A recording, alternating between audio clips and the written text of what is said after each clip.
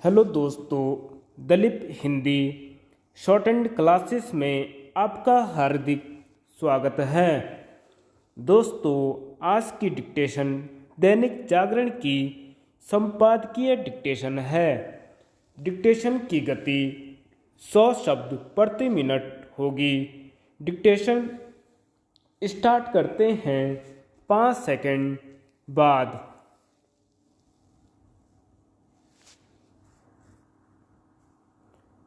विपक्ष की दिशाहीनता।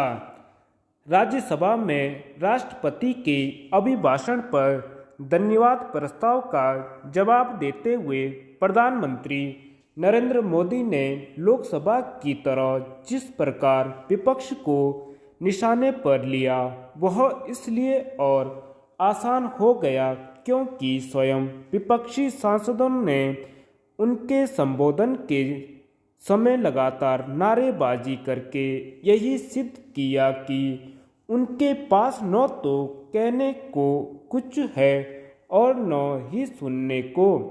अपने हंगामे के पक्ष में विपक्षी सांसदों के पास कुछ तर्क हो सकते हैं, लेकिन उन्होंने खींच पैदा करने वाली अपनी नारेबाजी से प्रधानमंत्री के इस कथन को सही साबित किया कि एक अकेला कितनों पर भारी पड़ रहा है। यह कहना कठिन है कि विपक्ष प्रधानमंत्री की किसी नसीहत पर ध्यान देगा, लेकिन उन्होंने यह सही कहा कि जितना कीचड़ उछालोगे उतना ही कमल खिलेगा। विपक्ष को यह आभास हो जाए तो अच्छा कि झूठ के पांव नहीं होते।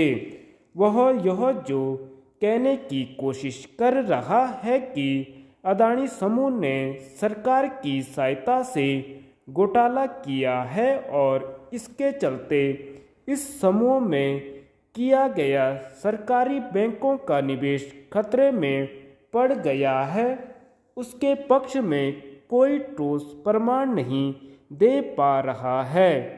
वास्तव में इसीलिए वह जनता को यह समझाने में भी नाकाम है कि अदानी समूह के कारण उसके हित खतरे में पड़ गए हैं।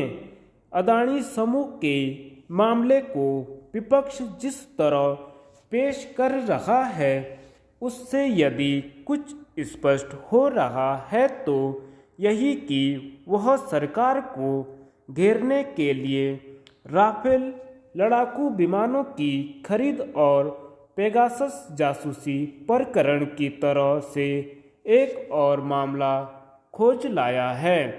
यह मामला भी राफेल और पेगासस की तरह उसके किसी काम न आए तो हैरानी नहीं।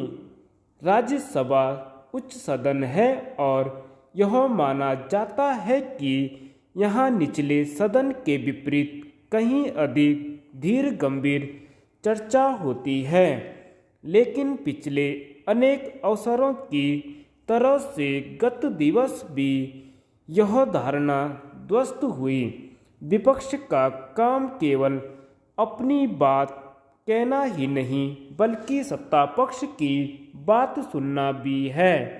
समझना कठिन है कि वह राज्यसभा में प्रधानमंत्री की बात सुनने को तैयार क्यों नहीं था।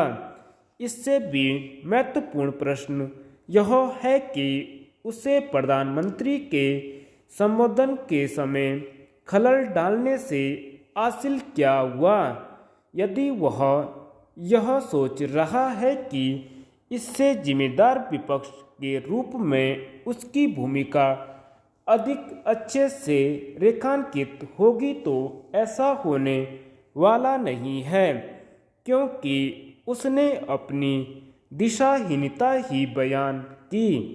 उसने राष्ट्रपति के अभिभाषण पर धन्यवाद प्रस्ताव को लेकर हुई चर्चा को जिस तरह अदानी समूह तक केंद्रित करने की रणनीति बनाई, उसे प्रधानमंत्री ने पहले लोकसभा में नाकाम किया और फिर राज्यसभा में। उन्होंने इस मामले में विपक्ष के सवालों पर सीधे तौर पर कुछ न कहकर यही संदेश दिया कि इस मसले पर सरकार को नहीं घेरा जा सकता। यातायात व्यवस्था। प्रदेश के शहरी क्षेत्रों में यातायात व्यवस्था लगातार बिगड़ती जा रही है। इसका प्रमुख कारण यहाँ यातायात प्रबंधन के लिए कोई सक्षम तंत्र न होना है। कहने को तो प्रदेश में यूनिफाइड मेट्रोपॉलिटन ट्रांसपोर्टेशन अथॉरिटी अस्तित्व में है, लेकिन सक्रिय नहीं है। इसमें आज तक एक भी सदस्य की तैनाती नहीं हो पाई है। साफ है कि शासन द्वारा कभी इस ओर गंभीरता नहीं दिखाई गई। यह जरूर हुआ कि शहरों में स्थानीय प्रशासन व पुलिस विभाग द्वारा यातायात व्यवस्था को दुरुस्त करने के लिए अपने अपने युक्तियां लगाई गई, जो कभी भी पूरी तरह कामयाब नहीं हो पाई। शुरुआत में बढ़ते यातायात दबाव का मुख्य कारण वाहनों की बड़ी संख्या से सिमटती सड़कों को बताया गया है। सड़कें चौड़ी हुई, नई सड़कें भी बनी, लेकिन व्यवस्था में बहुत अधिक सुधार नहीं हो पाया। यह इसलिए क्योंकि इस व्यवस्था को दुरुस्त करने के लिए जिम्मेदारी एजेंसियों द्वारा उदासीन रवैया अपनाया गया। इनका ध्यान केवल चालान काटने तक ही सीमित रहा। देखा जाए तो बीते वर्षों में जाम का एक प्रमुख कारण सड़कों में लगातार बढ़ रहे निजी और स्कूली वाहन भी हैं। तब कहा गया कि सार्वजनिक परिवहन प्रणाली में सुधार कर यातायात व्यवस्था को दुरुस्त किया जा सकता है, लेकिन यह अब भी बड़ी चुनौती बना हुआ है। साथ ही शहरों में अभी तक पार्किंग व्यवस्था सुनिश्चित न होने के कारण सड़कों में वाहन इधर उधर खड़े रहते हैं, जो यातायात व्यवस्था को बुरी तरह प्रभावित करते हैं। शहरी क्षेत्रों में फुटपाथ की कमी यातायात समस्या को और अधिक बढ़ा रहा है। सरकार को चाहिए कि प्रदेश की सड़कों पर ओवरब्रिज और फुटपाथ की संख्या बढ़ाएं। यातायात व्यवस्था को दुरुस्त करने के लिए संबंधित विभागों को सड़कों पर अपनी सक्रियता भी बढ़ानी होगी। जरूरत यूनिफाइड मेट्रोपॉलिटन ट्रांसपोर्टेशन अथॉरिटी को जल्द से जल्द सक्रिय करने की भी है। सरकार को इस दिशा में गंभीरता से कदम उठाने होंगे। धन्यवाद।